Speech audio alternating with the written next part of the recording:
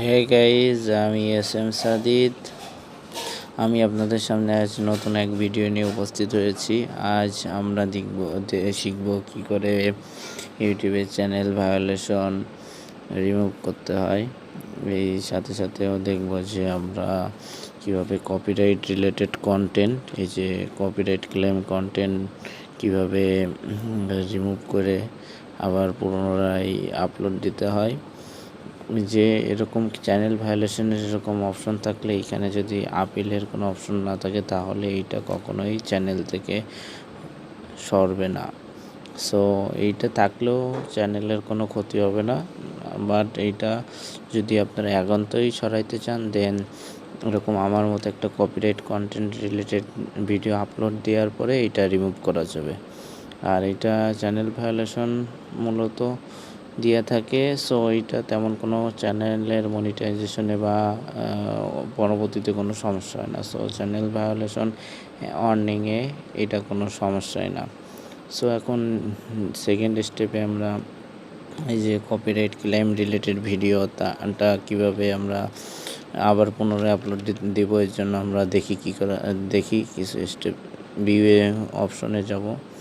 দেন যাওয়ার পরে এই যে আমরা দেখতে পাচ্ছি যে এইখানে বলতেছে যে ব্লক ইন দ্য টিউটোরিয়াল। এই যে এইখানে দেখেন এত থেকে এত হলো কন্টেন্ট হলো রিলেটেড। সো এইখান থেকে আমরা যে সিলেক্ট অ্যাকশানে যাব, যে এই যে ট্রিম আউট সেগমেন্ট এইটাই চাপ দেব।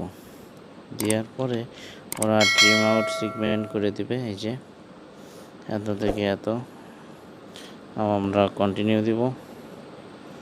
ট্রিম, এবার এরা এটা ট্রিম করবে। এটা ডিপেন্ড করবে ভিডিওটা কত বড় এই টাইমের উপর। সো এইভাবে করে আমরা এই যে যেগুলো ব্লগ রিলেটেড ভিডিও, এই যে ভিডিওতে দেখা যাবে ব্লগ, সেই ভিডিওগুলো আমরা এইভাবে সলিউশন করে ঠিক করতে পারি খুব ইজিলিভাবে।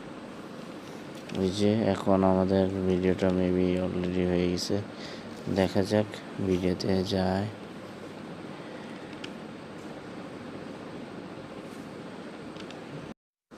এই যে আপনারা দেখতে পারেন যে ওই ইম্পর্টেন্ট নোটিশ ওইটা চলে গেছে, ওরা রিমুভ করে দিছে। দেখছেন ওই ভিডিও থেকে আমাকে এই যে চ্যানেলে এখন আর আমার এখানে যায়। এবার চ্যানেল ভায়োলেশনটা তেমন কোনো প্রবলেম করে না, এইটা থাকলেও সমস্যা নাই, বাট এটা রিমুভ করা যায় না অ্যাকচুয়ালি। আবার যায় যদি এইখানে ওয়ার্নিংয়ে যাওয়ার পরে যদি অ্যাপিলের ওইটা থাকতো, বাট এটা আপনার চ্যানেলের কোনো সমস্যা হবে না। Thank you for watching my ভিডিওটা ভালো লাগলে প্লিজ বেশি বেশি শেয়ার করেন অ্যান্ড সাবস্ক্রাইব মাই